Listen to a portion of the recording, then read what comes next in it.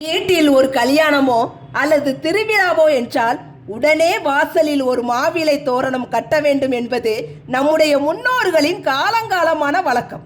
ஆனால் இன்றைய நவீன உலகில் இதையெல்லாம் வெறும் டெக்கரேஷன், அழகுக்காக கட்டப்படும் ஒன்று என நினைத்து பிளாஸ்டிக்கில் செய்த தோரணங்களை வாசலில் தொங்கவிட்டு பெருமைப்படுகிறோம்.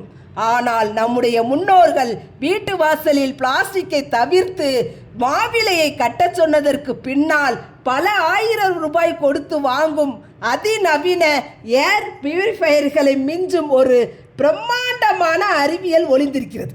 பொதுவாக ஒரு வீட்டில் விசேஷம் என்றால் உறவினர்கள் என அதிகப்படியான மக்கள் கூடுவார்கள்.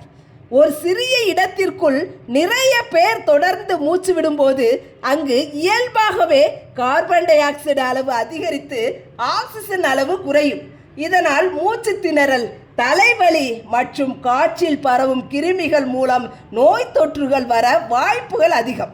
இந்த இடத்தில்தான் நம்முடைய முன்னோர்கள் தாவரவியல் அறிவு, பாட்னி சயின்ஸ் பிரம்மாண்டமாக வேலை செய்கிறது.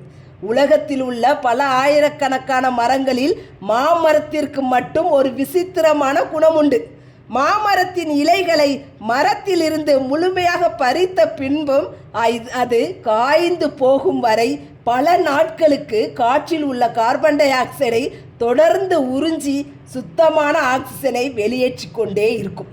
அந்த இலைகளை வீட்டு வாசலில் ஒரு தோரணமாக கட்டும்போது வீட்டிற்குள் வரும் காற்று அந்த மாவிலையின் மேல் பட்டு உரசும் போது அது 100% தூய்மையான ஆக்சிஜனாக மாறி வீட்டிற்குள் நுழைகிறது.